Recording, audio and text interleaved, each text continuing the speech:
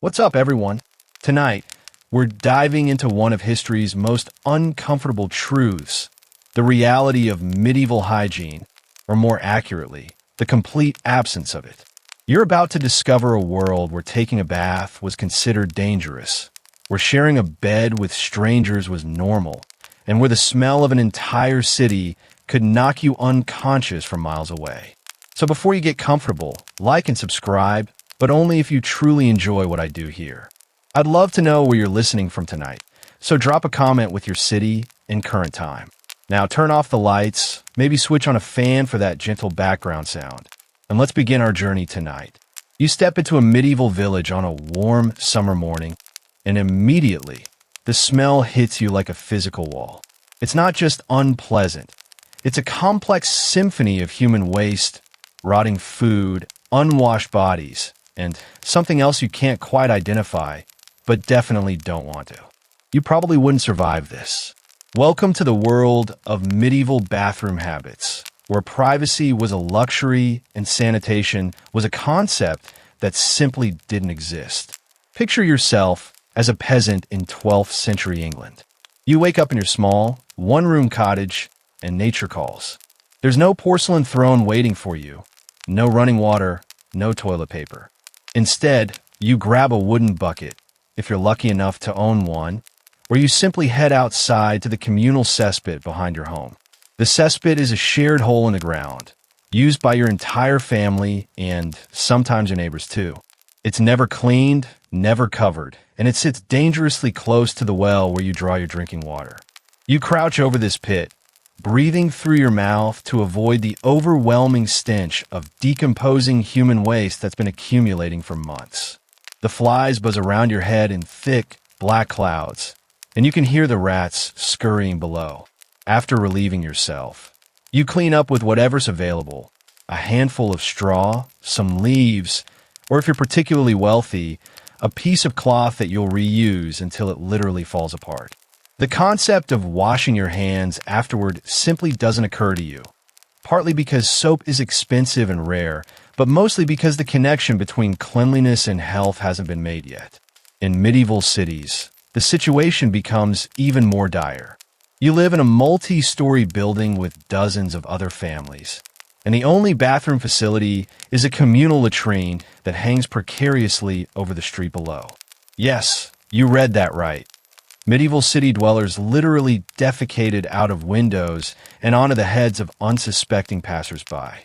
The famous cry of "Gardaloo" in medieval Edinburgh was a warning that human waste was about to be thrown from a window above. If you're walking the streets at night, you'd better have quick reflexes and a good pair of shoes. The wealthy had slightly better arrangements, but not by much. Castle latrines were built into the walls, with chutes that carried waste down to the moat or into pits below. These facilities were called garderobes, which literally means guard the robes, because the ammonia from the urine was thought to repel insects and protect clothing from moths. Historians still debate whether this actually worked or if it was just medieval wishful thinking. But either way, imagine storing your best clothes in a room that doubled as a toilet. Public latrines in medieval cities were community gathering places, believe it or not. These were long benches with holes cut into them, positioned over flowing streams or pits. You'd sit shoulder to shoulder with strangers, conducting business while literally conducting business. Privacy was not a consideration. In fact, many important conversations and deals were made in these malodorous meeting places. The wealthy often employed servants called grooms of the stool, whose primary job was to assist with royal bathroom duties and clean up afterward. Talk about a job you can't put on your resume. The most disturbing part of medieval waste management was what happened to all the human excrement. It didn't just disappear. It accumulated in massive pits called night soil collections, which were occasionally emptied by workers known as night soil men or gong farmers. These unfortunate souls would arrive in the dead of night to shovel out years' worth of accumulated waste, often dying from the toxic fumes or drowning in the liquid sewage. The waste was then spread on fields as fertilizer, creating a lovely cycle where human excrement ended up right back in the food supply. Women faced additional challenges during menstruation. Without modern sanitary products, they used rags, moss, or just let the blood flow freely, dealing with the mess as best they could. The smell and stains were constant companions, and the shame associated with menstruation meant that women often had to hide their cycles while dealing with the practical impossibility of staying clean. The irony is that medieval people weren't entirely ignorant about cleanliness. They just had completely different priorities. They understood that certain smells were unpleasant, but they attributed disease to bad air or divine punishment rather than poor sanitation. A clean appearance was more important than actual cleanliness, so they focused on visible areas like hands and faces while ignoring the rest of their bodies. As you drift off to sleep tonight, imagine the relief of knowing that just a few steps away, you have access to clean water, soap, toilet paper, and a private space where you can take care of your most basic needs in comfort and dignity. The medieval world reminds us that these simple conveniences, which we take for granted every single day, represent centuries of human progress and innovation. You wake up the next morning in your medieval world, and your skin feels sticky, oily, and frankly disgusting. But here's the thing, you're not going to do anything about it. In fact, the very thought of submerging your body in water fills you with genuine terror. Welcome to the medieval mindset about bathing, where cleanliness wasn't just neglected, it was actively feared as a pathway to disease and moral corruption. You live in a time when the learned men of the church teach that dirt on your body is a sign of holy purity, while cleanliness is associated with vanity and sin. The prevailing medical wisdom, passed down from ancient texts that have been copied and recopied until they're barely recognizable, suggests that water opens your pores and lets disease seep directly into your bloodstream. You've been taught that the layer of grime covering your skin is actually a protective barrier, like a medieval hazmat suit made of your own filth. Your great-grandmother tells stories of the Roman baths that once dotted the countryside, magnificent structures with heated pools and flowing water. But these are now seen as monuments to decadence and moral decay. The early Christian church actively discouraged bathing, viewing it as a pagan practice that encouraged nudity and sensual pleasure. Saint Jerome, one of the most influential church fathers, famously declared that he who is bathed in Christ has no need of a second bath. You probably wouldn't survive this level of theological hygiene advice. When you do encounter water, it's usually for washing only your hands and face, the parts of your body that are visible to others. This limited cleaning happens maybe once a week if you're particularly fastidious. You use a small basin of cold water, often shared with your entire family, and a rough cloth that scratches your skin raw. The water quickly turns brown with accumulated dirt, but you keep using it because clean water is precious and heating it requires fuel that you can't afford to waste. The wealthy have slightly different bathing practices, but not necessarily better ones. In great castles and manor houses, you might find a wooden tub that gets filled with water heated over the fire. But even among the nobility, bathing is an elaborate and infrequent ritual that happens maybe 4 times a year, usually marking religious holidays or special occasions. The same bathwater is used by multiple family members, starting with the head of the household and working down through the ranks. By the time the children get their turn, the water resembles a thick, gray soup. Medieval people did understand the concept of public baths. Bathhouses existed in many cities, inherited from Roman traditions. However, these establishments quickly gained a reputation for being centers of prostitution and disease transmission. You might visit a bathhouse once or twice a year, but you'd be more likely to catch something unpleasant than to actually get clean. The water in these communal baths was rarely changed, and dozens of people would soak in the same increasingly contaminated pool. Talk about a medieval petri dish. The fear of water went deeper than just medical concerns. Medieval people believed that bathing could literally wash away your spiritual protection, leaving you vulnerable to demonic possession. They thought that the natural oils and dirt on your skin were blessed by God, and removing them was an act of pride and rebellion. This belief was so strong that many saints were specifically praised for their refusal to bathe. Saint Francis of Assisi called his body brother ass and deliberately kept it dirty as a form of spiritual discipline. Women faced additional challenges when it came to bathing. Medical texts warned that hot water could cause a woman's womb to wander throughout her body, leading to hysteria and madness. Pregnant women were specifically advised never to bathe, as it was believed that water could harm the developing child or cause miscarriage. Historians still debate whether these beliefs were based on actual observed correlations or were simply another way to control women's bodies and behavior.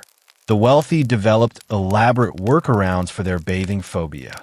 Instead of washing with water, they used perfumed oils, powders, and dry cleaning methods. They would rub their skin with scented cloths, change their linen undergarments frequently, and mask body odors with heavy perfumes and pomanders filled with aromatic herbs. This created a peculiar aesthetic where the goal wasn't to be clean, but to smell expensive.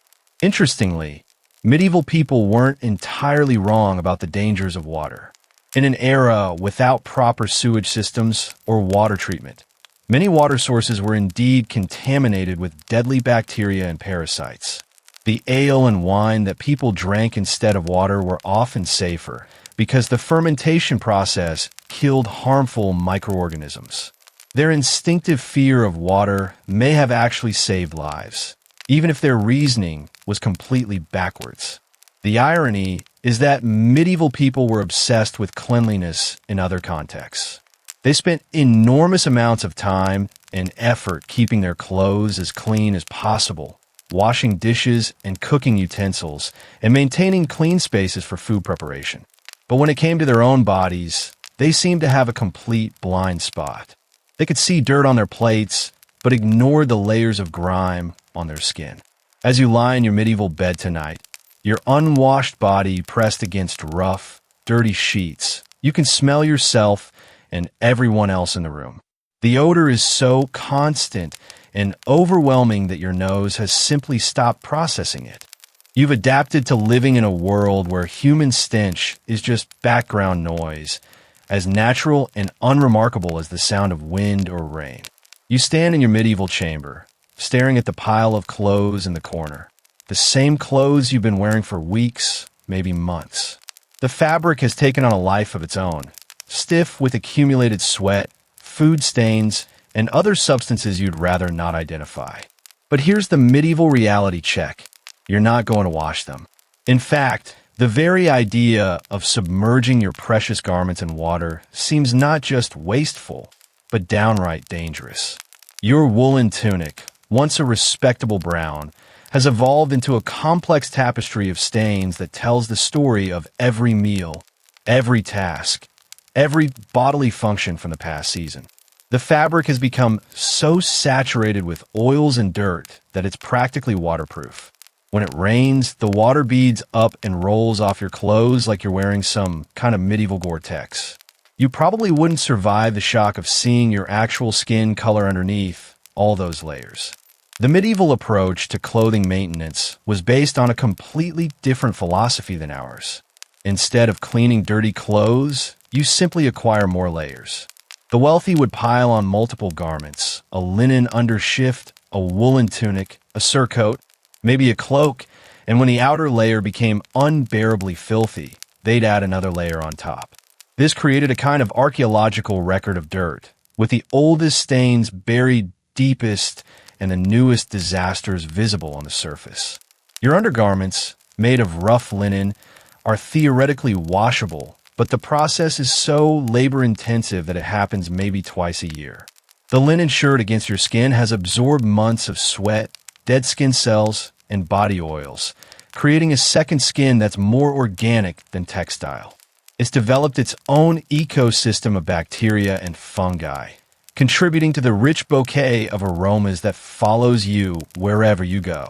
The shirt has become so integrated with your body that removing it feels like peeling off a scab. Washing clothes in medieval times wasn't just inconvenient. It was genuinely destructive. The process involved hauling water from wells or rivers, heating it over fires that consumed precious fuel, and then beating the clothes with wooden paddles until they fell apart. The soap, when available, was made from animal fat and wood ash, creating a caustic mixture that dissolved fabric fibers along with the dirt. A single washing could reduce a garment's lifespan by months, and replacing clothes was expensive enough to bankrupt a family.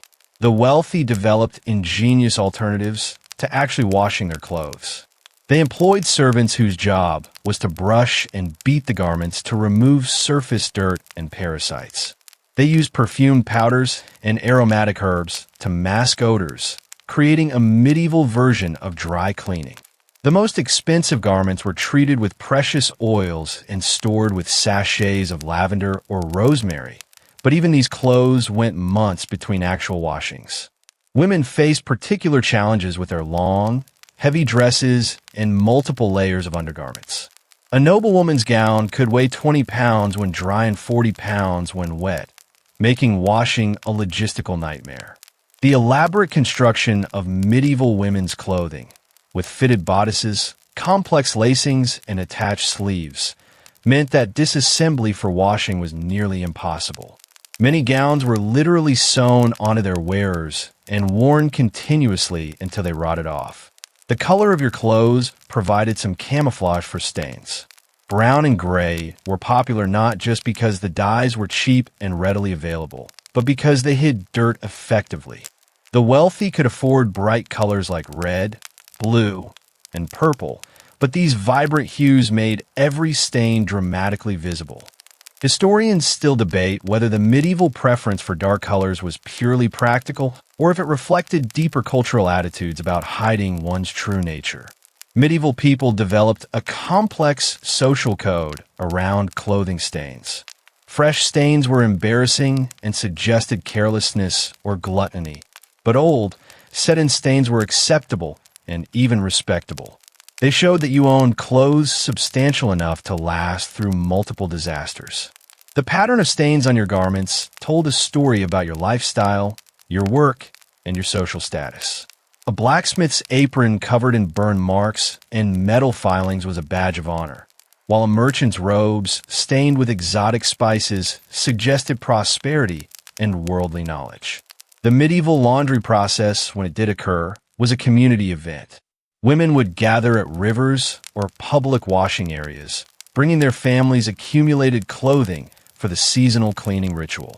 They would beat the clothes against rocks, rub them with sand to remove stubborn stains, and hang them on bushes to dry. The social aspect was as important as the cleaning. It was a time for gossip, news sharing, and community bonding over the shared misery of dealing with impossibly dirty clothes. The irony is that medieval people were acutely aware of the symbolic power of clean clothes. Religious ceremonies required participants to wear their cleanest garments, and special occasions demanded fresh clothing. But clean, in medieval terms, meant least dirty, rather than actually free from soil and stains. A clean medieval outfit would still horrify any modern person, but within the context of universal filth, it represented a significant effort toward respectability. As you settle into your medieval bed tonight, your clothes still on because removing them would expose your skin to the cold air and potentially harmful night vapors. You can feel the fabric scratching against your skin. The accumulated dirt has made your clothes as rough as sandpaper, and they crackle softly as you move. But this is normal, expected, and strangely comforting in its familiarity. You run your fingers through your hair and immediately regret it. Your hand comes away sticky with a mixture of grease, dead skin, and something that might have once been food. Welcome to medieval hair care, where the phrase bad hair day doesn't even begin to cover the reality of what's happening on top of your head. Your scalp itches constantly, a maddening sensation that follows you from dawn to dusk, and you've long since given up trying to scratch away the discomfort. Your hair hasn't been properly washed in months, maybe longer. The natural oils have built up into a thick, waxy coating that makes your hair feel more like rope than anything that should be growing from a human head. The strands clump together in greasy locks that refuse to separate, no matter how much you pull and tug at them. When you move your head quickly, you can actually hear your hair crackling, like walking through dry leaves. You probably wouldn't survive a modern shampoo commercial. The medieval approach to hair care was based on the same waterphobic principles that govern body washing. Submerging your head in water was considered particularly dangerous because it could let evil spirits enter directly through your skull. The brain was thought to be especially vulnerable to cold and dampness. So, keeping your hair dirty was actually considered a form of medical protection. Your unwashed hair was like a helmet made of your own filth, shielding your mind from harm. Medieval people did recognize that completely neglected hair could become a problem. Their solution was to use dry cleaning methods that would seem bizarre to modern eyes. You might rub your hair with breadcrumbs, flour, or even powdered clay to absorb some of the excess oil. The wealthy used expensive imported powders made from crushed gemstones or exotic spices, but the basic principle was the same: absorb the grease without actually getting your head wet. The most popular medieval hair treatment involved combing your hair with a mixture of wine and herbs. You would soak a wooden comb in red wine, mixed with rosemary, lavender, or sage, then drag it through your tangled locks. This created a pleasant scent and supposedly added shine, though mostly it just redistributed the existing grease and added a sticky wine residue to the mixture. The alcohol in the wine was thought to have medicinal properties, killing the evil humors that caused hair problems. Lice were a constant companion in medieval hair care. These tiny parasites lived in the warm, oily environment of unwashed hair like they'd found paradise. You could spend hours each day picking lice and their eggs from your hair, and you'd never get ahead of the infestation. Special fine-toothed combs were made specifically for this purpose, and finding lice in someone's hair was considered a normal part of daily grooming. In fact, having someone else search through your hair for lice was seen as an intimate, caring gesture. Women faced additional challenges with their long hair and elaborate head coverings. A medieval woman's hair was expected to be completely hidden in public, covered by veils, wimples, or complex headdresses. This meant that the actual condition of her hair was largely invisible to others, but it also meant that her hair was constantly trapped under layers of fabric, creating a perfect breeding ground for parasites and bacteria. The combination of unwashed hair and airtight head coverings created an environment so hostile that historians still debate whether some medieval women actually went bald from the conditions. The wealthy developed elaborate hairstyling techniques that worked around the fundamental problem of dirty hair. They would use heated irons to curl their greasy locks into fashionable shapes, then hold the styles in place with combinations of egg whites, honey, and flour. These natural hair products would harden into a kind of edible helmet, keeping the hair in place for weeks at a time. The styles were so rigid that sleeping required special pillows with carved-out spaces for the elaborate coiffures. Medieval men had their own hair care challenges. The popular medieval male hairstyle involved shaving the back and sides of the head while leaving the top long, creating a look that modern people would recognize as a reverse mullet. This style supposedly provided protection in battle by preventing enemies from grabbing the hair, but it also created awkward transitions between the shaved and unshaved areas that were impossible to keep clean. The contrast between the relatively clean shaved areas and the filthy long hair was particularly stark. Baldness was actually seen as a blessing in medieval times because it eliminated the entire problem of hair care. Bald men were considered more hygienic and closer to God, since they didn't have to worry about the vanity and complexity of maintaining hair. Some religious orders required members to shave their heads completely, not just as a sign of devotion, but as a practical hygiene measure. Talk about taking the easy way out. The tools available for medieval hair care were primitive and often dangerous. Combs were carved from wood or bone and often had sharp edges that could cut the scalp. Brushes were made from animal bristles attached to wooden handles, and they were harsh enough to scratch skin and pull out hair by the roots. The wealthy owned combs made from ivory or precious metals. But even these luxury items were crude by modern standards and often caused more damage than good. Medieval people did understand the social importance of hair appearance, even if they couldn't achieve actual cleanliness. Hair was a sign of vitality, youth, and social status. Elaborate hairstyles and expensive hair accessories were ways to demonstrate wealth and position.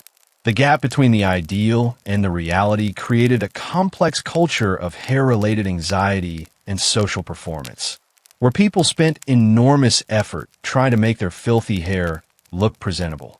As you lie down tonight, your head pressed against a pillow that's probably even dirtier than your hair, you can feel the tiny movements of lice exploring their territory. The itching is so constant that it's become a kind of white noise, a background sensation that you barely notice anymore. Your hair spreads across the pillow like a greasy web, and you know that tomorrow will bring another day of the same sticky, itchy, uncomfortable reality. You open your mouth to speak and immediately taste the bitter, metallic flavor of decay. Your tongue explores the landscape of your teeth, finding craters and jagged edges where healthy enamel once lived. Welcome to the medieval mouth, where dental hygiene was a foreign concept, and tooth pain was simply another fact of life, like hunger or cold.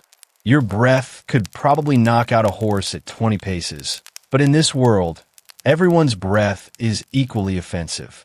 Your teeth tell a story of medieval life written in brown stains and black holes. The constant diet of coarse bread, filled with grit from stone grinding wheels, has worn your teeth down to nubs. What remains is a collection of yellowed stumps, some loose enough to wiggle with your tongue, others sharp enough to cut your cheek when you chew. The wealthy fare slightly better with their refined foods, but even they face the medieval reality that sugar, honey, and sweet fruits are dental death sentences in a world without toothbrushes.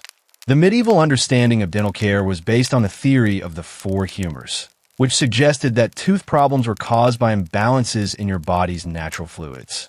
If you had a toothache, the prescribed cure might involve bloodletting, purging, or consuming specific foods to restore your humoral balance.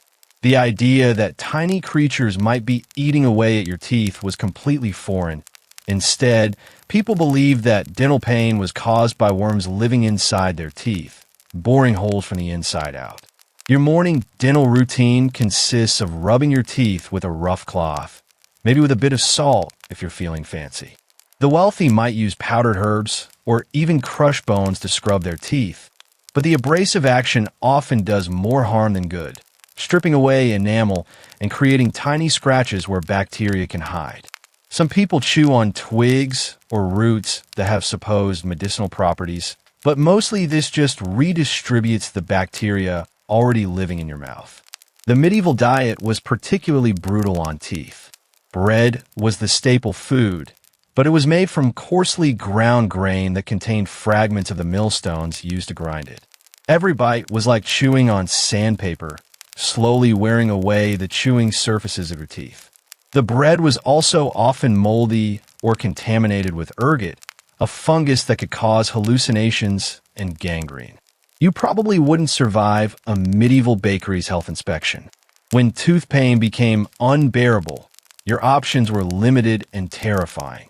The local barber surgeon might attempt to pull the offending tooth using pliers designed for blacksmithing, without any form of anesthesia, except perhaps a strong drink or a leather strap to bite down on. The procedure was performed in public, often in the town square, and the screams of the patient were considered part of the entertainment. Many people died from infections caused by these crude extractions, their mouths becoming breeding grounds for deadly bacteria. Medieval people did have some understanding of oral hygiene, but their methods were often counterproductive. They believed that cleaning between teeth was important, so they used everything from twigs to metal picks to remove food particles. However, these tools were rarely clean and often introduced more bacteria than they removed. The wealthy used elaborate toothpicks made from precious metals or ivory, but these were more status symbols than effective cleaning tools. The connection between diet and dental health was partially understood, but the conclusions were often backwards. Sweet foods were correctly identified as harmful to teeth, but the medieval explanation was that sugar attracted the toothworms and made them more active. Sour foods were thought to be good for teeth because they could dissolve the worms, leading to the bizarre practice of rinsing with vinegar or wine to promote dental health. Historians still debate whether these acidic rinses actually helped or just accelerated tooth decay. Women faced additional dental challenges due to pregnancy and childbirth. The medieval saying, gain a child, lose a tooth, reflected the reality that pregnancy often led to serious dental problems. Without adequate nutrition or understanding of prenatal care, pregnant women frequently developed severe gum disease and tooth loss. The calcium needed for the developing baby was often leached from the mother's teeth and bones, leaving her with a mouth full of weakened, crumbling teeth. The wealthy attempted to address dental problems through elaborate and expensive treatments. They might have their teeth scraped clean by skilled practitioners, or have cavities filled with lead, wax, or even precious metals. Some wealthy individuals had their rotten teeth replaced with teeth pulled from the poor, creating a literal dental class system where the rich could buy healthy teeth from those who needed money more than they needed chewing ability. Medieval people were surprisingly sophisticated in their understanding of dental aesthetics. They knew that white teeth were more attractive than brown or black ones, and they developed various whitening techniques using abrasive powders and bleaching agents. Unfortunately, these treatments were often more damaging than helpful, stripping away enamel and leaving teeth more vulnerable to decay. The pursuit of beauty often accelerated the very problems they were trying to solve. The social implications of dental problems were enormous. Bad teeth were associated with poverty, poor character, and moral failing. People with missing or rotten teeth were often excluded from social situations and had difficulty finding marriage partners. The ability to smile without revealing dental disasters was a mark of social status, leading to the medieval practice of tight-lipped smiles and speaking with minimal mouth movement. As you drift off to sleep tonight, your tongue automatically probes the familiar landscape of your deteriorating teeth. The constant low-level pain has become such a part of your existence that you barely notice it anymore. Your mouth tastes like copper and decay, and you can feel the rough edges of broken teeth cutting into your cheeks. But this is normal, expected, and something you share with nearly everyone you know. You step outside your medieval home, and the smell hits you like a physical assault. It's not just one odor, but a symphony of stench so complex and overwhelming that your modern brain struggles to process it. The air itself seems thick and viscous, carrying layers upon layers of human waste, rotting garbage, animal excrement, and decomposing organic matter that have been accumulating for generations. Welcome to the aromatic landscape of a medieval city, where the phrase "stop and smell the roses" would be considered a form of cruel punishment. The street beneath your feet squelches with each step, a mixture of mud, urine, feces, and discarded food that is fermented into something resembling primordial soup. In dry weather, this organic cocktail hardens into a crusty surface that cracks and releases pockets of concentrated stench with every footfall.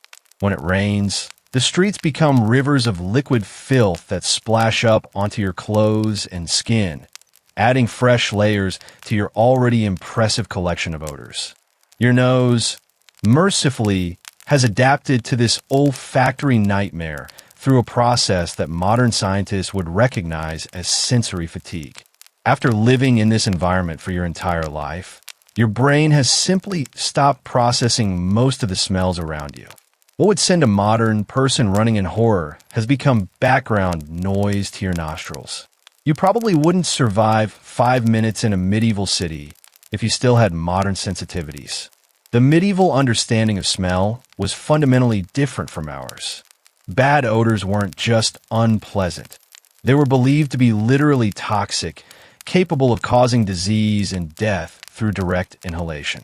This theory, known as miasma, suggested that bad air was the primary cause of illness.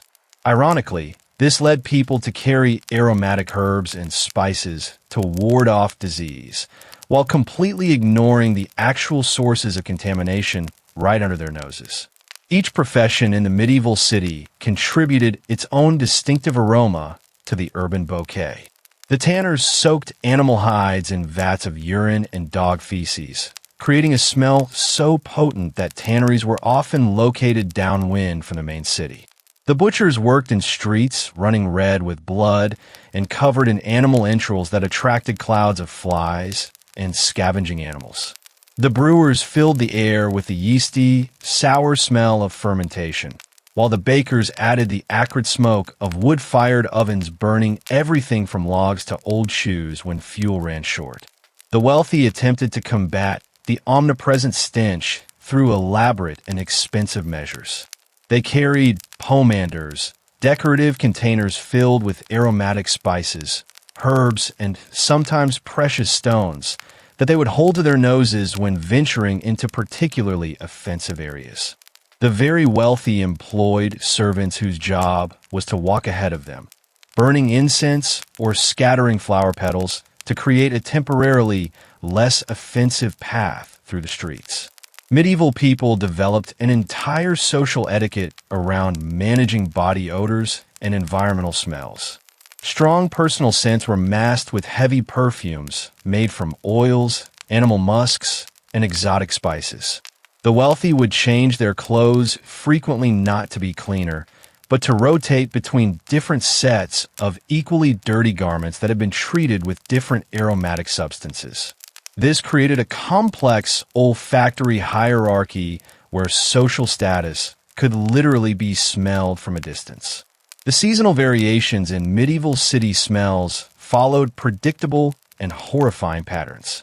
Summer brought the worst conditions, when the heat intensified every odor and accelerated the decomposition of organic waste. The combination of human sweat, rotting garbage, and animal waste cooking in the sun created an atmosphere so thick with stench that people frequently fainted from the intensity. Winter provided some relief by freezing the waste and slowing decomposition, but it also meant that people crowded together in poorly ventilated spaces, concentrating their combined body odors. Women faced particular challenges in the medieval smell economy.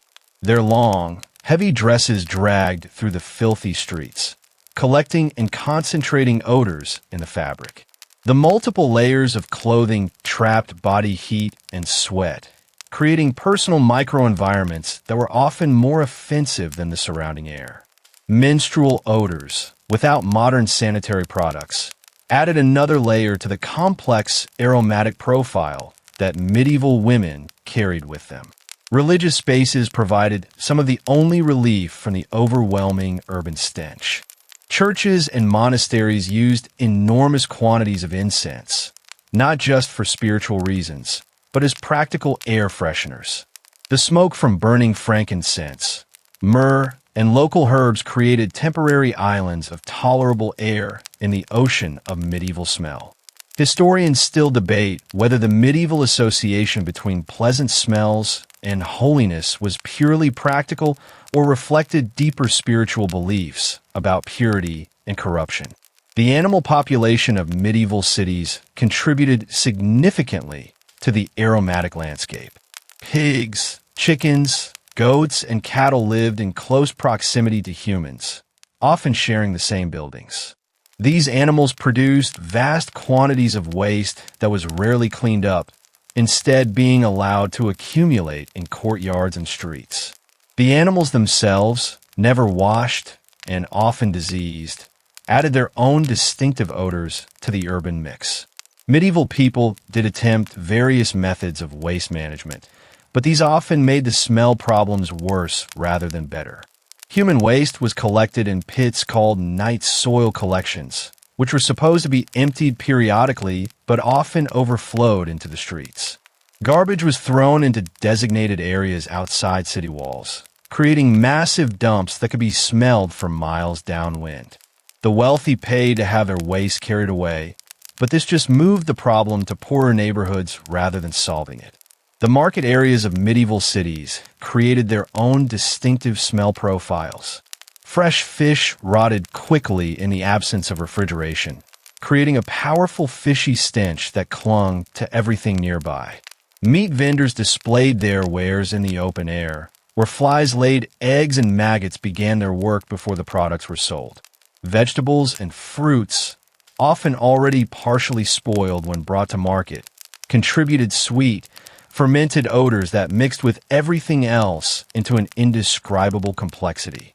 As you return to your home tonight, your clothes saturated with the day's collection of urban odors, you carry with you an aromatic record of everywhere you've been and everyone you've encountered. The smells have become so integrated into your existence that you literally cannot imagine life without them. This is your normal, your reality, and your constant companion in the rich, ripe world of medieval city life. You stand in your medieval kitchen, watching the cook prepare tonight's meal, and you can't help but marvel at how food preparation has somehow managed to be even more disgusting than everything else in your daily life. The wooden cutting board, blackened with months of accumulated grease and blood, serves as both preparation surface and breeding ground for bacteria that won't be discovered for another 600 years. Welcome to medieval food hygiene, where the phrase farm to table means the table hasn't been cleaned since it left the farm. The meat hanging from hooks near the ceiling is surrounded by a buzzing constellation of flies, their tiny bodies adding protein and disease to tonight's dinner. The cook swats at them occasionally, but it's more of a ritual gesture than any serious attempt at pest control. Some of the meat has developed a greenish tinge that the cook simply scrapes off with a knife that's been used for everything from butchering animals to cleaning fingernails. What doesn't kill you makes you stronger, and you're definitely getting stronger or dying slowly. Your kitchen operates on principles that would make a modern health inspector weep. Raw meat and vegetables share the same cutting surfaces. Knives move freely between different foods without cleaning, and the concept of temperature control extends only to hot enough to stop moving and cold enough to slow the smell. The wooden bowls and plates are never properly washed, just wiped down with whatever cloth is handy, redistributing yesterday's bacteria to today's meal. The medieval understanding of food safety was based on sensory cues that were often completely wrong. If food looked acceptable and didn't smell worse than usual, it was considered safe to eat. The slight tang of fermentation was actually preferred in many foods, as it was thought to aid digestion and prevent disease. Meat that had developed a strong odor was often masked with heavy spices rather than discarded, creating dishes that were simultaneously expensive and potentially lethal. Your water supply presents its own fascinating array of health hazards. The well in your courtyard sits dangerously close to the cesspit, creating a convenient recycling system where yesterday's waste becomes tomorrow's drinking water. The wooden bucket used to draw water has never been properly cleaned and serves as a home for algae, bacteria, and the occasional deceased rodent. When the water tastes particularly funky, you just add more ale to the mixture and hope for the best. Food storage in your medieval household follows the principle of out of sight, out of mind, hopefully not out of date. The root cellar, carved into the earth beneath your home, maintains a constant temperature that's perfect for preserving both vegetables and the colonies of mold that give everything a distinctive fuzzy coating. Grain is stored in wooden barrels that also house impressive populations of weevils, mice, and other creatures that consider your food supply their personal buffet. The wealthy attempt to address food hygiene through expensive and elaborate measures that often backfire spectacularly. They employ food tasters not just to check for poison, but to verify that food hasn't spoiled beyond even medieval standards. These unfortunate servants regularly suffer from food poisoning, providing an early warning system that sometimes works and sometimes just means the wealthy get sick a few hours later than their tasters. Medieval cooking methods were designed more for flavor and preservation than safety. Meat was often cooked in its own fat and then stored under a layer of that same fat, creating an anaerobic environment perfect for botulism. Vegetables were pickled in solutions that might or might not be acidic enough to prevent harmful bacteria. Salt, when available, was used liberally, but it was often contaminated with sand, dirt, and other minerals that added texture if not nutritional value. Women bore the primary responsibility for food preparation, and they developed remarkable skills for working around the fundamental impossibility of keeping anything clean. They learned to identify spoilage by subtle changes in smell, texture, and appearance that would be invisible to modern observers. They knew which parts of rotting meat could be salvaged and which spices could mask the taste of decay. These skills were literally life and death knowledge passed down from mother to daughter. The medieval spice trade wasn't just about flavor, it was about survival. Expensive spices like pepper, cinnamon, and cloves weren't just status symbols. They were antimicrobial agents that could slow spoilage and kill some harmful bacteria. The wealthy used spices so heavily that their food resembled medicine more than cuisine. Historians still debate whether medieval people actually enjoyed these heavily spiced dishes or just endured them as a necessary evil. Dairy products presented their own special challenges in a world without refrigeration. Milk soured within hours in warm weather, but this was often considered a feature rather than a bug. Sour milk was used to make cheese and butter, though the line between intentional fermentation and accidental spoilage was often blurry. Cheese was aged in caves or cellars where it competed for space with rats, bats, and other creatures that left their own contributions to the aging process. Medieval people did understand the importance of certain food safety practices, but their reasoning was often based on superstition rather than science. They knew that certain combinations of foods could cause illness, but they attributed this to astrological influences rather than bacterial contamination. They avoided eating certain foods during specific seasons, which sometimes accidentally prevented food poisoning but was based on beliefs about planetary alignments rather than spoilage patterns. The preparation of bread, the staple of medieval diet, involved its own unique hygiene challenges. The dough was often kneaded by hand on surfaces that served multiple purposes, and bakers frequently used their own saliva to test the dough's consistency. The ovens were heated with whatever fuel was available, including animal dung, old shoes, and sometimes even human waste, adding distinctive flavors to the finished product. As you sit down to your medieval meal tonight, you survey the array of potentially dangerous foods spread before you. The meat glistens with a combination of fat and bacterial slime. The vegetables bear a light coating of garden soil mixed with human fertilizer, and the bread has an interesting selection of non-grain ingredients baked right in. But this is dinner, this is normal, and somehow, most of the time, it doesn't kill you. You wake up with a stomach ache, and in the medieval world, this isn't just discomfort, it's a diagnostic opportunity. Your physician, a learned man with impressive robes and questionable credentials, approaches with a collection of glass vials and an expression of scholarly concentration. Welcome to medieval medicine, where your bodily fluids are more valuable than gold and significantly more revealing than any modern blood test. Prepare yourself for an examination that involves zero privacy and maximum disgust. Your urine tells a story that medieval doctors can read like a sophisticated manuscript. The physician holds your morning sample up to the light, examining its color, clarity, and sediment with the intensity of a wine connoisseur evaluating a vintage. Dark yellow suggests too much heat in your body, while pale urine indicates excessive cold. Cloudy urine means your humors are fighting, and blood in the urine, well, that just means you need more bloodletting to restore balance. You probably wouldn't survive this level of medical attention. The medieval practice of uroscopy was considered the height of diagnostic sophistication. Doctors carried special flasks called metulas, designed specifically for urine examination, and they could supposedly diagnose everything from pregnancy to impending death just by studying your liquid waste. The color wheel used for urine analysis had 20 different shades, each corresponding to specific ailments and treatments.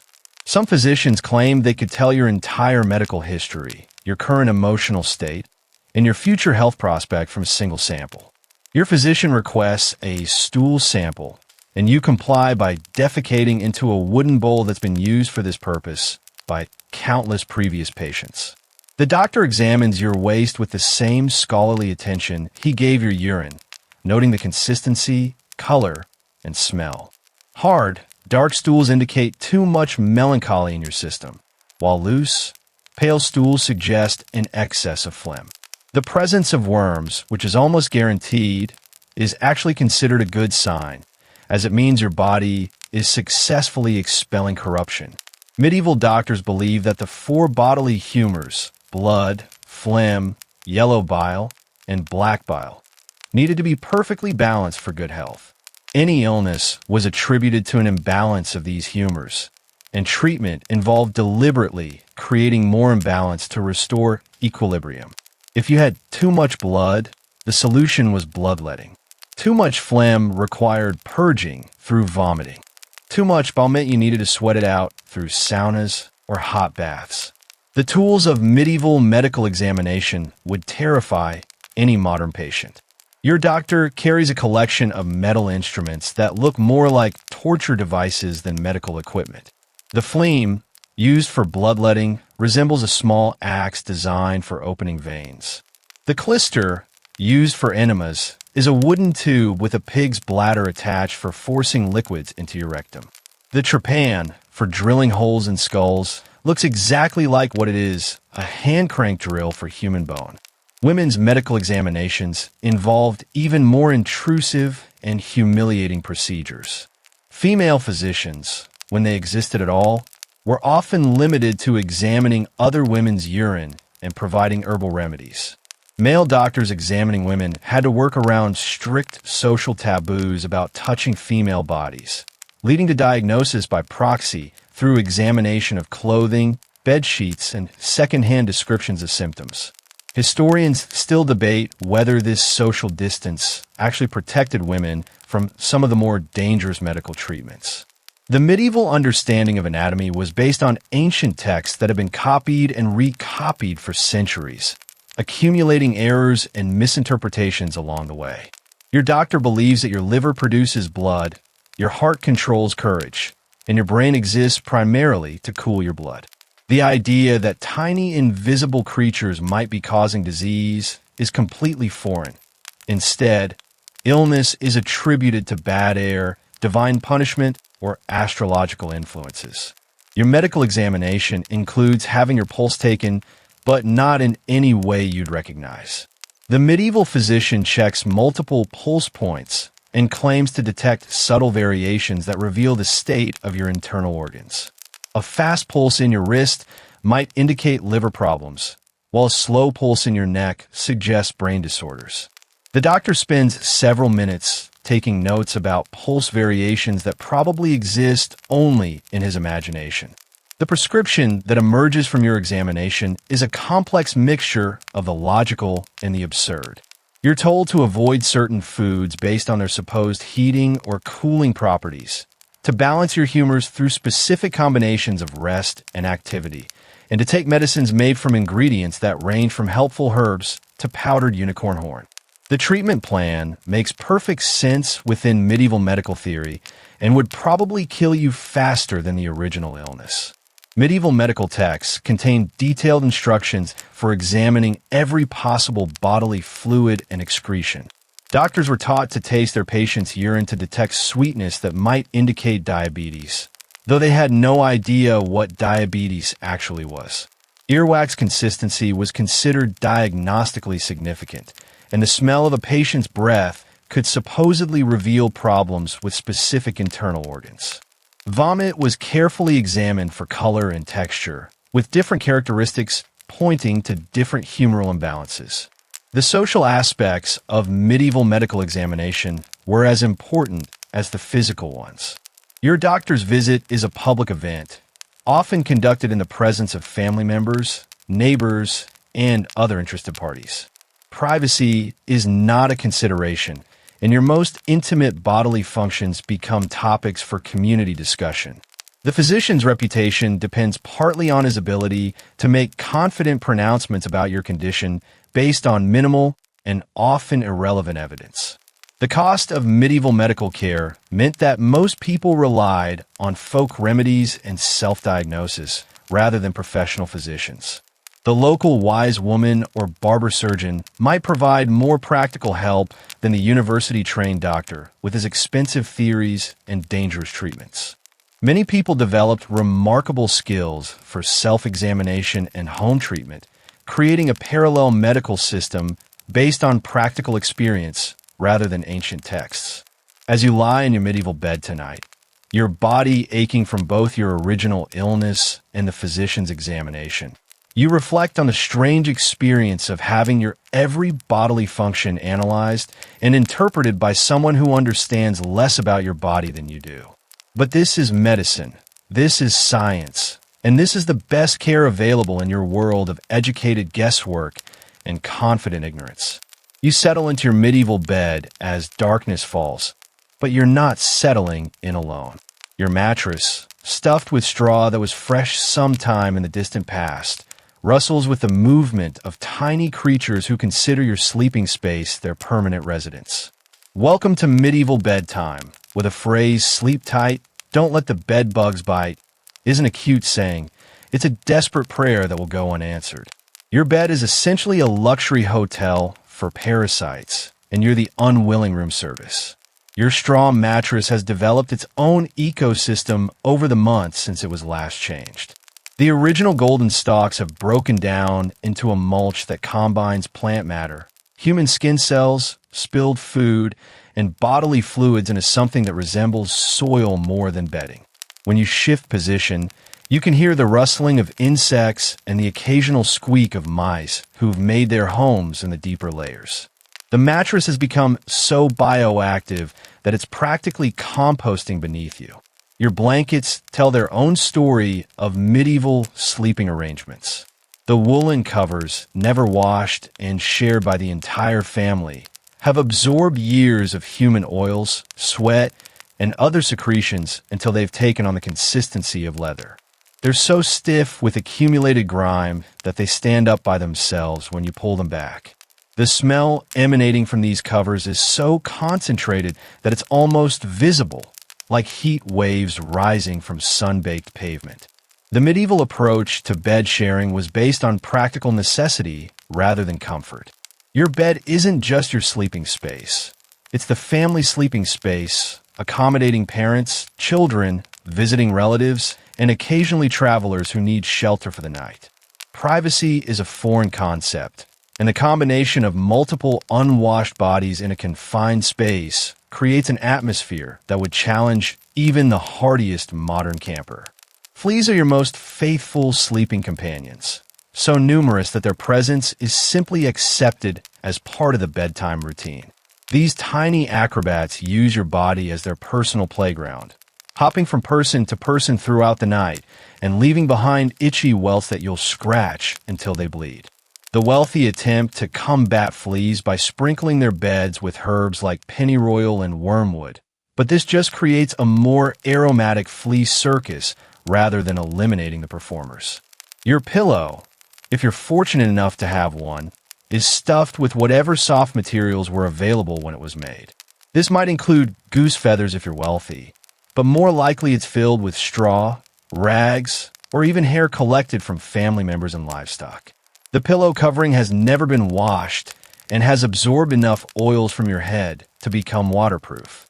When you rest your head at night, you can feel the lumpy, uneven surface of whatever's inside, trying to escape through the worn fabric. Lice make their nightly migration from your hair to your bedding and back again, creating a continuous cycle of infestation that ensures you're never free from their tiny mandibles. The eggs they lay in your pillow and blankets hatch regularly, providing a renewable source of new parasites to replace the ones you manage to kill during your daily grooming sessions. It's like having a sustainable farm, except the crop is creatures that want to eat you alive. Medieval people did understand the importance of bed maintenance, but their methods were limited and often counterproductive. Beds were occasionally aired out by being dragged outside and left in the sun, which killed some parasites but also baked the organic matter into a harder, more concentrated form. The straw in mattresses was sometimes changed, but the new straw was often contaminated with parasite from the barn where it was stored. The wealthy developed elaborate bed arrangements that were more about display than comfort. Four-poster beds with heavy curtains created private sleeping chambers within larger rooms, but these enclosed spaces trapped heat, moisture, and odors, creating perfect breeding conditions for bacteria and parasites. The curtains themselves, made of expensive fabrics that couldn't be washed, became repositories for dust, insects, and airborne contaminants. You probably wouldn't survive the luxury. Women faced additional challenges during menstruation, as there were no effective methods for containing menstrual flow during sleep. The bedding absorbed blood and other fluids, adding another layer to the complex biological soup that made up a medieval bed. These stains were often permanent, creating a patchwork of brown and rust-colored marks that told the intimate history of the bed's female occupants. The temperature regulation in medieval bedrooms was primitive at best.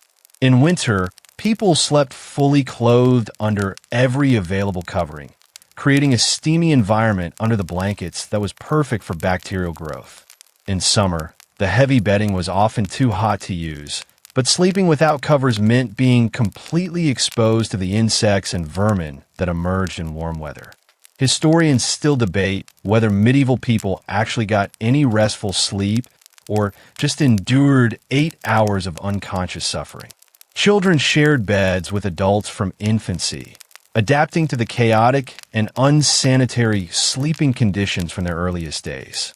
Infant mortality was partly attributed to overlying, where adults accidentally smothered children during sleep, but the reality was that the toxic sleeping environment probably contributed to many childhood deaths. Children who survived to adulthood had immune systems that were either incredibly robust or completely compromised.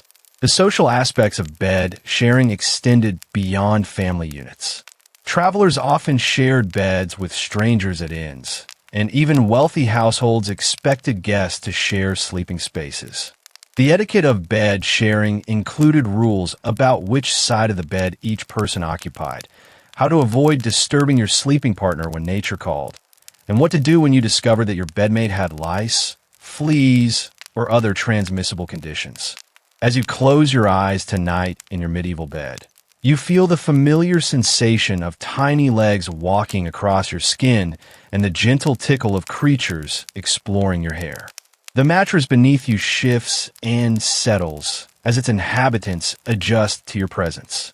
The scratching and rustling sounds that surround you create a kind of white noise that you've learned to find comforting, the audio signature of a medieval bedroom where nothing is ever truly still or clean.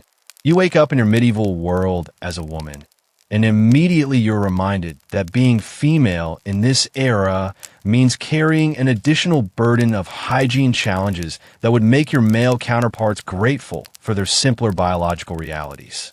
Your monthly cycle has arrived, and with it comes a week of managing bleeding without any of the conveniences that modern women take for granted. Welcome to medieval menstruation, where the phrase "going with the flow" takes on a whole new meaning, and privacy is as mythical as unicorns.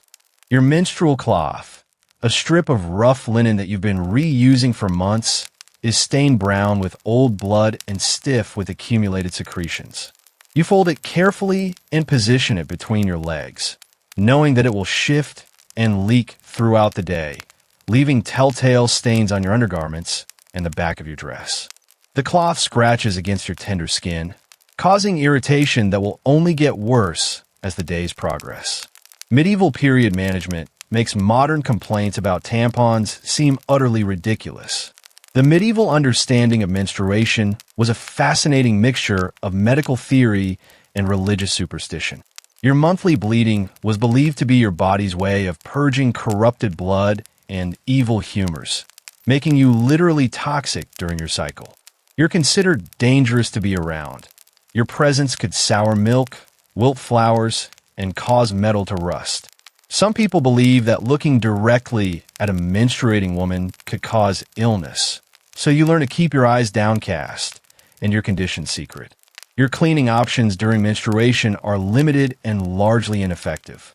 Cold water is all you have for rinsing your menstrual cloths, and soap is too precious to waste on this monthly necessity. You scrub the fabric against stones at the river, trying to remove the worst of the stains while knowing that the cloth will never be truly clean. The smell of old blood becomes a constant companion, masked but never eliminated by whatever herbs or flowers you can gather.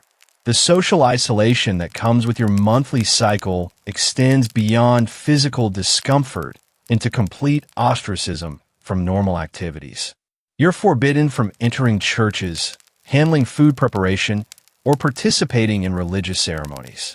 Your husband and family treat you like a walking contamination risk, and you sleep apart from the family during your bleeding days. This monthly exile means spending nearly a quarter of your adult life as a social pariah in your own home. Medieval medicine offered explanations for menstruation that were simultaneously elaborate and completely wrong. Physicians taught that women needed to bleed monthly because their naturally colder constitution prevented them from burning off corrupted humors the way men did through physical activity and natural heat. Your menstrual blood was considered so toxic that it could kill plants, poison wells, and cause pregnant animals to miscarry just by your proximity. The practical challenges of managing menstruation while wearing multiple layers of medieval clothing created a daily obstacle course of logistics and concealment. Your long, heavy dress made changing your menstrual cloth a complex operation that required partial undressing and careful maneuvering to avoid detection. The lack of underwear meant that your only protection was the cloth held in place by a belt or tied to your undergarments, creating a precarious system prone to embarrassing failures. Wealthy women had access to slightly better materials for menstrual management, including softer fabrics and more frequent changes of clothing. But even they faced the fundamental problem of having no effective absorption technology. Some wealthy women used lamb's wool or other soft animal materials for padding, but these luxury items were expensive and still required constant washing and maintenance. You probably wouldn't survive a medieval period without modern supplies. The connection between menstruation and fertility was understood, but surrounded by superstition and misinformation. Medieval medical texts taught that conception was most likely during menstruation, exactly the opposite of biological reality. This led to bizarre advice about timing intercourse and complex calculations about when it was safe to be intimate with your husband. Women often spent their fertile years confused about their own reproductive cycles. Pregnancy provided temporary relief from menstrual challenges, but brought its own set of hygiene problems. The absence of menstruation during pregnancy was considered a sign that the corrupted blood was being redirected to nourish the baby, making pregnant women potentially even more toxic than menstruating ones.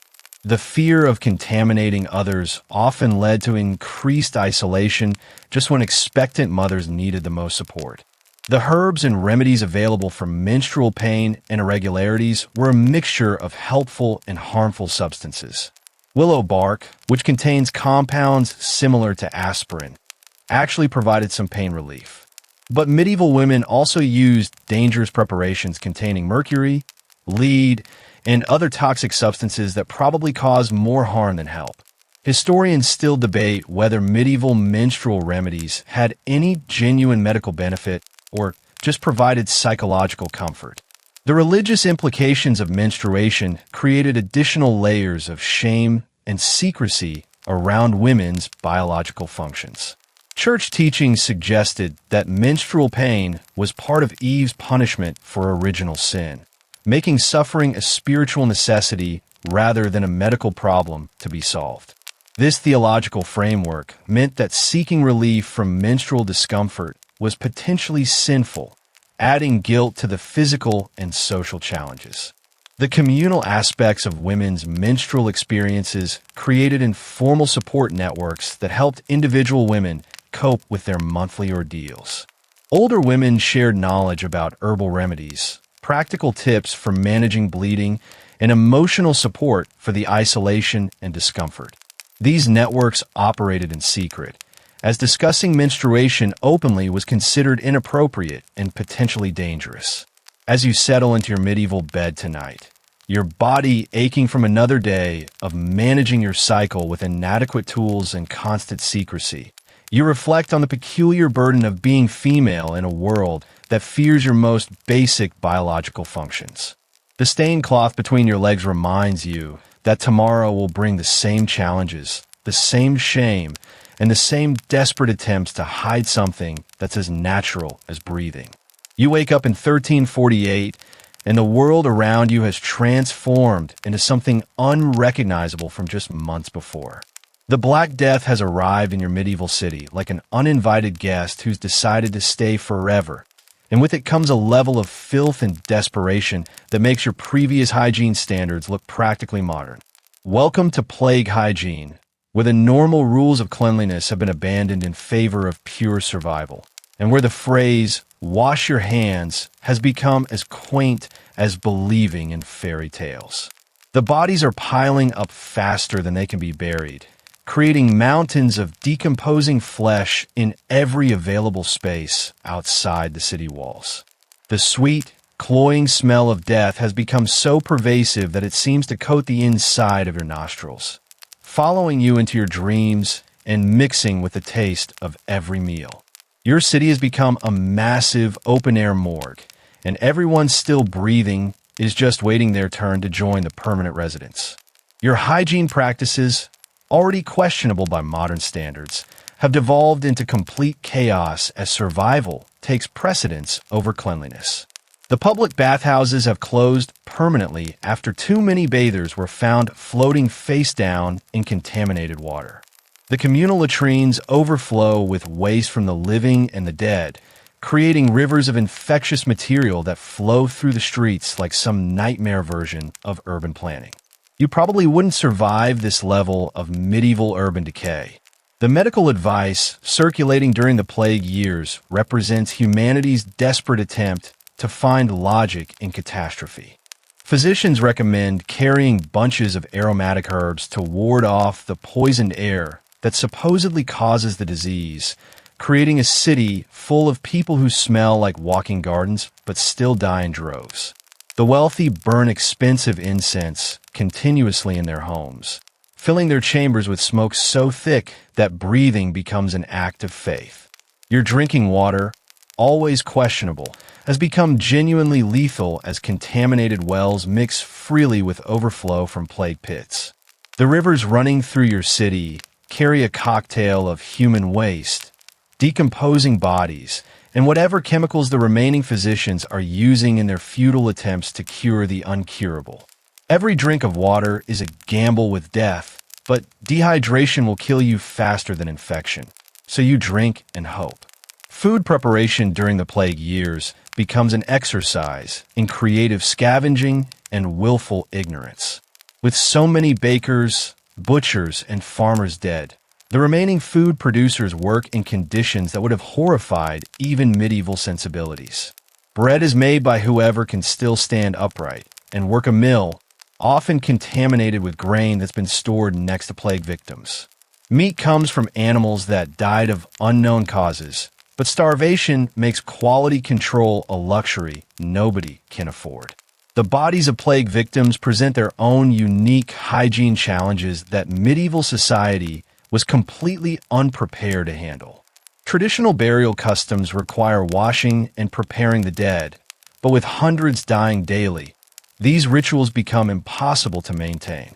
Bodies are stacked like cordwood in mass graves, often without any covering or ceremony, creating breeding grounds for disease and attracting scavengers both human and animal. Your clothing, already a repository for months of accumulated filth, now carries additional layers of contamination from your daily exposure to plague environments. The wealthy attempt to protect themselves by burning their clothes regularly and acquiring new garments. But this just spreads the problem as contaminated clothing gets sold to the poor. The idea that tiny invisible creatures might be living in your clothes is completely foreign, so you continue wearing your portable germ factories. Women during the plague years faced the additional challenge of managing menstruation and pregnancy in an environment where normal support systems have collapsed. Midwives and healers are among the first to die from their exposure to infected patients, leaving pregnant women to deliver their babies with whatever help they can find. The mortality rate for mothers and infants skyrockets, not just from plague, but from the complete breakdown of basic medical care. The psychological impact of living surrounded by death and decay creates behavioral changes that further compromise hygiene. People stop caring about their appearance or cleanliness when survival becomes uncertain from day to day. The social structures that maintained even minimal hygiene standards collapse as families disintegrate and communities abandon their sick and dying. Personal grooming becomes an act of defiant optimism in a world where tomorrow is not guaranteed. Religious responses to the plague often made hygiene problems worse rather than better. Flagellants wandered the streets, whipping themselves until they bled, then moved on to the next town, spreading both their theological message and whatever pathogens they carried in their open wounds. Some religious groups interpreted the plague as divine punishment for excessive cleanliness and comfort, leading to deliberate neglect of hygiene as a form of penance. The economic disruption caused by massive death tolls means that basic infrastructure for waste management and water supply breaks down completely. The workers who maintain latrines, cleaned streets, and hauled away garbage are dead, and there's nobody left to replace them. Your city begins to revert to a more primitive state where human waste accumulates wherever people happen to relieve themselves.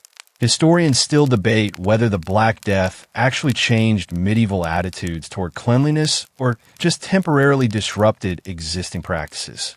Some evidence suggests that plague survivors developed a greater appreciation for hygiene, while other sources indicate that the trauma of the plague years led to a fatalistic acceptance of filth and disease that persisted for generations. As you lie in your plague-era bed tonight, listening to the constant sound of death carts rolling through the streets and the cries of the dying echoing from nearby houses, you clutch your bundle of protective herbs and pray that morning will find you still breathing. The boundary between the living and the dead has become so thin that maintaining any semblance of normal hygiene feels like an act of desperate hope in a world gone mad. You stand in your medieval courtyard on one of those rare occasions when someone in your household has decided that something, anything, actually needs to be cleaned. The event is so unusual that neighbors gather to watch, as if witnessing a miracle or a public execution.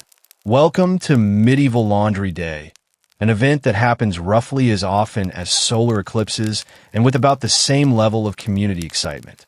Today, you're about to discover why medieval people chose to live in filth rather than subject themselves to this particular form of torture. Your laundry pile has achieved the status of geological formation, with distinct layers representing different seasons of accumulated grime. The bottom garments have practically fossilized into the ground, while the top layers still retain enough flexibility to be considered clothing rather than building materials. Some pieces have been in this pile so long that they've begun to sprout their own ecosystem of mushrooms and weeds, creating a charming little garden of decomposition right in your backyard. The medieval washing process begins with the Herculean task of hauling water from the well, a job that requires multiple trips and the kind of physical endurance that modern gym memberships try to recreate. Each bucket of water represents about 10 minutes of cranking the well handle, and you'll need dozens of buckets for even a small load of laundry. By the time you've gathered enough water, you're already exhausted, and you haven't even started the actual washing yet. Your washing tub, carved from a single piece of wood and older than most of the trees in the surrounding forest, has absorbed so many years of soap, dirt, and human sweat that it's developed its own distinctive aroma. The wood has warped and cracked, creating convenient drainage that ensures you'll lose half your washing water before you can use it. The tub is too heavy to move when full, so you're committed to doing your laundry wherever you manage to position it, regardless of wind direction or sun exposure. The soap available for your washing adventure is a harsh, caustic mixture of animal fat and wood ash that's as likely to dissolve your skin as it is to clean your clothes. This medieval detergent has the consistency of wet cement and the pH level of battery acid, creating a chemical experience that makes modern bleach seem gentle by comparison. You probably wouldn't survive getting this stuff in your eyes, but medieval people just squinted and kept scrubbing. Your washing technique involves beating the clothes with wooden paddles until they either come clean or fall apart, whichever happens first. This process sounds rhythmic and meditative, but the reality involves hours of back-breaking labor that leaves your arms feeling like overcooked pasta. The paddles themselves are heavy, unwieldy tools that require significant skill to use without destroying the fabric or injuring yourself. Many a medieval laundress has ended laundry day with fewer clothes than she started with. The drying process presents its own unique challenges in a world without clotheslines or indoor heating. Your freshly beaten garments are draped over bushes, spread on grass, or hung from whatever convenient protrusions your medieval home provides. This means your clothes collect pollen, bird droppings, dust, and whatever insects decide to make temporary homes in the damp fabric. By the time your clothes dry, they're often dirtier than when you started washing them. Medieval people did understand the importance of timing their laundry efforts. Washing was typically done during warm, sunny weather when clothes would dry quickly and completely. This meant that laundry happened seasonally rather than regularly, with some families doing all their washing for the year during a few intensive sessions in late spring and early summer. The rest of the year, clothes just accumulated dirt until the next washing season arrived. Women bore the primary responsibility for laundry, and they developed remarkable techniques for working around the fundamental impossibility of getting anything truly clean. They learned to identify which stains were permanent and which might come out with enough beating. They knew which fabrics could survive the washing process and which would disintegrate, and they mastered the art of making dirty clothes look slightly less dirty through strategic folding and arrangement. The wealthy attempted to solve laundry problems through delegation rather than better technology. They employed washerwomen who specialized in the backbreaking labor of medieval laundry.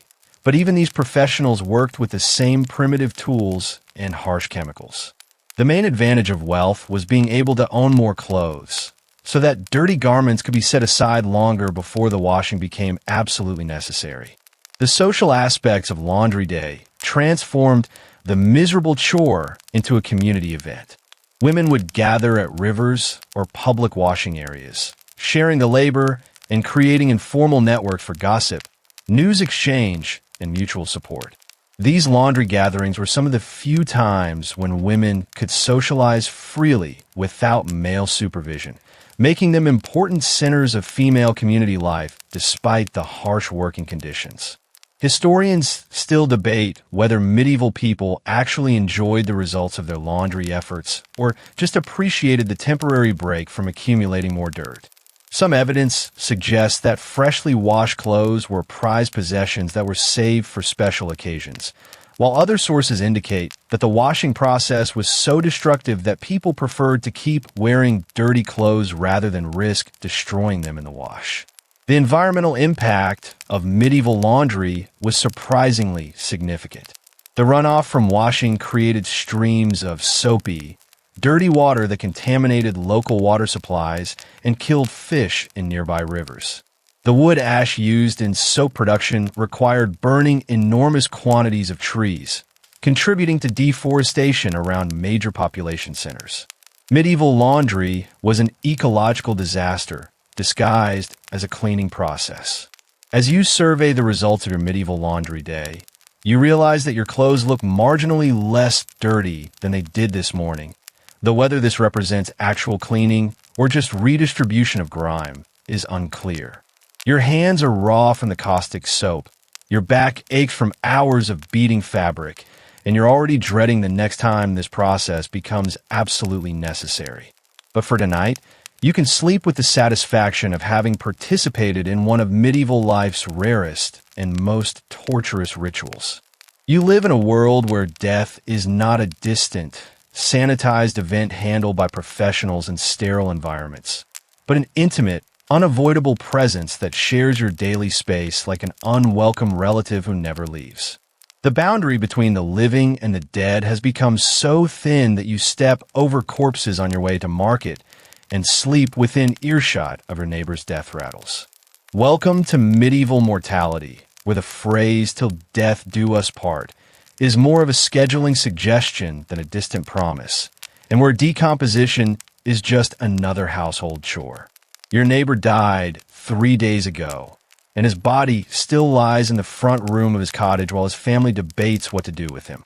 The summer heat has accelerated the decomposition process, and the sweet, cloying smell of rotting flesh drifts through your windows like an unwanted perfume. Flies have discovered this new buffet and buzz in thick, black clouds that move between your house and his, carrying whatever microscopic passengers they've picked up along the way. The family keeps burning herbs to mask the smell, but mostly this just creates an aromatic layer over the underlying stench. Medieval people developed a remarkably casual relationship with human decomposition out of sheer necessity. Bodies couldn't be buried immediately because graves had to be dug by hand, coffins constructed, and funeral arrangements made, all of which took time in a world where everything moved at the pace of human muscle and animal power. Meanwhile, decomposition waited for no one, proceeding according to its own biological timeline, regardless of human convenience or social customs. Your local church graveyard has reached capacity decades ago, but people keep dying with inconvenient persistence. New graves are dug on top of old ones, creating an archaeological lasagna of human remains that occasionally reveals itself when heavy rains wash away the topsoil. Walking through the churchyard means stepping carefully to avoid falling through into somebody's grandmother's ribcage. The church has become less a house of worship and more a storage facility for the temporarily vertical. The medieval practice of keeping bodies in homes for extended periods created unique health challenges that nobody quite understood, but everyone experienced. Your neighbor's decomposing relative is releasing gases and fluids that seep through the floorboards and contaminate the well water. The bacteria having a field day in the corpse next door don't recognize property lines, and they're happy to extend their party to your household through the shared air, water, and insect populations. Medieval burial customs required extensive handling of decomposing bodies by people who had no understanding of infectious disease transmission. You help carry your neighbor to his final resting place, your hands pressing into flesh that has begun to liquefy under the skin. The body wrapping, made of whatever cloth the family could afford, has already begun to stain with bodily fluids that continue to leak long after the heart stops beating. You probably wouldn't survive modern knowledge of what you're actually touching. The seasonal variations in medieval death management created their own horrifying rhythms. Winter brought the blessing of cold temperatures that slowed decomposition, but it also meant that frozen ground made digging graves nearly impossible. Bodies accumulated in barns and outbuildings, stacked like cordwood until spring thaw allowed for mass burial ceremonies. Summer deaths, like your neighbors, created urgent situations where burial couldn't wait, but also couldn't be rushed without proper ceremony. Women played crucial roles in medieval death management, washing and preparing bodies for burial, while also managing their own household's exposure to decomposition.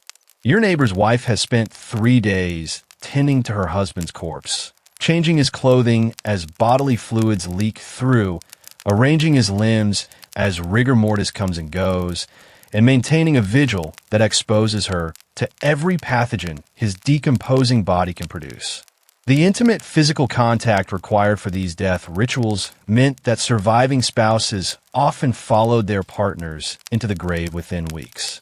The medieval understanding of what happened to bodies after death was based on religious doctrine rather than biological reality. People believed that the soul's departure left the body vulnerable to demonic possession, which explained the disturbing changes in appearance and smell that accompanied decomposition. The swelling, color changes, and fluid leakage were interpreted as evidence of spiritual corruption rather than natural bacterial processes. Medieval cities developed informal but efficient systems for managing the constant stream of human corpses. Death carts made regular rounds, collecting bodies from households and transporting them to mass burial sites outside the city walls. These carts, pulled by horses that had become accustomed to the smell of death, created a mobile ecosystem of scavengers, rats, dogs, and carrion birds that followed the processions like a macabre parade. The economic aspects of medieval death management created opportunities for both legitimate businesses and criminal enterprises. Professional mourners, grave diggers, and corpse washers formed essential but low-status occupations that kept society functioning despite constant mortality. Meanwhile, body snatchers and grave robbers developed their own thriving economy, selling corpses to medical schools and stripping valuables from the recently deceased. Historians still debate whether medieval people were emotionally numbed by constant exposure to death and decomposition, or if they developed sophisticated psychological coping mechanisms that allowed them to function normally despite horrifying conditions. The casual references to death and decay in medieval literature suggest either remarkable resilience or profound psychological adaptation to circumstances that would traumatize modern populations. The religious implications of living surrounded by decomposing bodies created complex theological questions about the nature of death, resurrection, and spiritual purity. Medieval churches had to balance the practical necessity of burying bodies near places of worship with concerns about contaminating sacred spaces with the physical corruption of decay. The result was a religious landscape literally built on foundations of human remains. As you settle into your medieval bed tonight, the smell of your neighbor's decomposition still drifting through your window, you reflect on the strange intimacy of sharing your daily life with death and decay. The sounds of his family's vigil mix with the normal nighttime noises of your community, creating a soundtrack that includes both the living and the dying. This is normal. This is expected. And this is simply another night in a world where death is not an ending, but a slow, smelly transition that everyone must witness. You notice something extraordinary happening in your medieval world. Change. After centuries of accepting filth as an inevitable part of human existence, some peculiar individuals have begun experimenting with something called soap, and the results are, well, they're actually visible. Welcome to the dawn of medieval cleanliness, where the radical concept of deliberately removing dirt from your body is slowly gaining acceptance among people who previously thought washing was a dangerous form of vanity. Progress is happening, one reluctant bath at a time. Your first encounter with real soap is a revelation that borders on the magical. Unlike the harsh, skin-stripping mixture of ashen animal fat that passed for cleaning agent in the past, this new soap actually creates bubbles, tiny, iridescent spheres that dance on the surface of water like captured rainbows. The soap feels slippery and strange in your hands, and when you rub it against your skin, it creates a lather that's both foreign and oddly satisfying. You probably wouldn't survive the shock of actually feeling clean. The soap-making process has evolved from a desperate attempt to create any cleaning agent into something approaching an art form. Skilled craftsmen now understand the delicate balance of fats, oils, and alkali required to produce soap that cleanses without destroying skin or fabric. They've learned that different oils create different properties. Olive oil makes soap mild and moisturizing, while coconut oil creates abundant lather. The chemistry is still mysterious, but the results speak for themselves in the form of people who smell noticeably less offensive. Your local soap maker has become an unexpected celebrity in your medieval community. People gather around his workshop like he's performing miracles, watching him stir vats of bubbling oil and lie with a focused attention usually reserved for religious ceremonies. The transformation of smelly animal fat into something that actually makes things cleaner seems like alchemy. And perhaps it is the first alchemy that actually works and produces tangible benefits. The wealthy have embraced soap with the enthusiasm of people discovering fire. They import exotic oils from distant lands, olive oil from Mediterranean groves, palm oil from African coasts, and rare animal fats from creatures that most people have never seen. These luxury soaps are scented with expensive spices and herbs, creating a new form of conspicuous consumption where cleanliness becomes a status symbol rather than a basic necessity. Your attitudes toward bathing begin to shift as soap makes the experience less torturous and more tolerable. The new soap removes dirt without requiring the violent scrubbing that previously left your skin raw and bleeding. Water that once seemed threatening now becomes a partner in the cleaning process, working with soap to lift away grime that previously seemed permanently attached to your body. The fear of water begins to fade as the benefits of actually getting clean become undeniable. Medieval bathhouses experience a renaissance as soap makes communal bathing less of a health hazard and more of a social experience. The new soap helps kill some of the bacteria and parasites that previously made shared bath water a communal petri dish. People begin to visit bathhouses for pleasure rather than just desperate necessity, and the social stigma around bathing slowly starts to lift. Of course, you still share the water with dozens of other people, but at least now the water occasionally gets changed. Women become early adopters of soap technology, particularly for laundry applications where the benefits are immediately visible. Clothes washed with proper soap actually come clean rather than just being beaten into submission. The harsh chemical burns from lye-based cleaners become less severe as soap makers learn to balance their formulations. Women discover that they can wash their monthly cloths more effectively, reducing odors and extending the life of these essential but expensive textiles. The production of soap creates new economic opportunities and guild structures in medieval society. Soap makers form professional organizations with closely guarded trade secrets about oil combinations and processing techniques. The demand for soap ingredients drives new trade routes and agricultural practices. Olive groves expand across Mediterranean regions, and animal fat becomes a valuable commodity rather than just waste from butchering.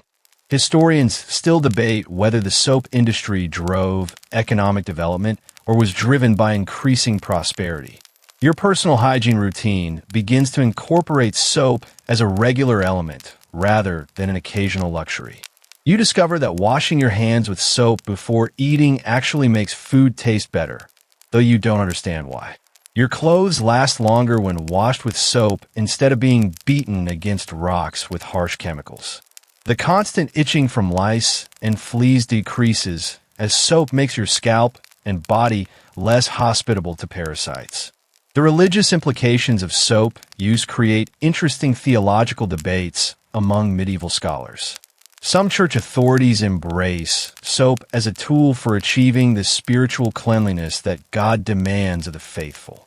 Others worry that too much attention to bodily cleanliness reflects sinful pride and vanity. The compromise position suggests that moderate soap use for health purposes is acceptable, but excessive bathing for pleasure remains spiritually dangerous. Children growing up in this era of emerging cleanliness develop different expectations and tolerances than their parents. They become accustomed to the occasional bath with real soap, and they begin to notice and complain about dirt and odors that previous generations simply accepted. This generational shift in hygiene standards creates the foundation for further improvements in cleanliness and sanitation practices. As you drift off to sleep tonight, your skin still tingling slightly from your experimental encounter with soap and warm water, you marvel at how different you feel. Your body, while certainly not clean by modern standards, is cleaner than it's been since childhood. The soap has left behind a faint, pleasant scent that mingles with your usual collection of aromas, creating something that's almost fresh. The revolution of cleanliness has begun, one bar of soap at a time. You wake up in a world that has been slowly, almost imperceptibly transforming itself for generations. The revolution of cleanliness that began with simple soap has gathered momentum like a gentle river that gradually carves through ancient stone. You live now in an era where the idea of deliberately staying clean has evolved from radical experiment to social expectation, though the journey from medieval filth to modern hygiene will take centuries more to complete. Welcome to the long, slow dawn of the clean world, a transformation so gradual that each generation barely notices the progress. Your great-grandmother's stories of childhood seem like tales from another planet. She speaks of beds shared with livestock, of clothing that stood up by itself from accumulated grime, of cities that could be smelled from miles away. These stories feel like folklore now, exaggerated tales told to entertain children. Yet the evidence surrounds you in the form of abandoned bathhouses, ancient latrines, and graveyards where the smell of old decay still lingers in certain weather conditions. The water running from your newer wells tastes different now. Cleaner, though you lack the vocabulary to describe exactly what has changed. Municipal authorities have begun to understand, through trial and error rather than scientific knowledge, that human waste and drinking water probably shouldn't share the same space. Sewage systems, primitive but functional, begin to carry away the evidence of human existence rather than letting it accumulate in the spaces where people live and work. Your clothing, while still rough and handmade, no longer serves as an archaeological record of every meal and mishap from the past year. The availability of soap and improved washing techniques means that garments can actually be cleaned without being destroyed in the process. You've experienced the strange pleasure of putting on clothes that don't scratch your skin or assault your nostrils with their own distinctive aroma. The concept of changing clothes for cleanliness rather than just for warmth begins to make sense. The medical understanding of disease remains largely mystical, but practical experience is teaching people that cleaner environments somehow correlate with better health. Physicians still believe in the four humors and blame illness on bad air, but they've begun to notice that communities with better waste management suffer fewer mysterious deaths. The connection between filth and disease won't be scientifically understood for centuries, yet human pattern recognition slowly pushes society toward cleaner practices. Your personal hygiene routine now includes regular face washing, occasional full body cleaning, and something approaching dental care. The improvements are subtle. You still smell like a medieval person, your teeth still ache, and your hair still hosts its share of uninvited guests. But the extremes have softened. The crushing weight of accumulated filth has lifted just enough to let you imagine what it might feel like to be truly clean, even if that goal remains generations away.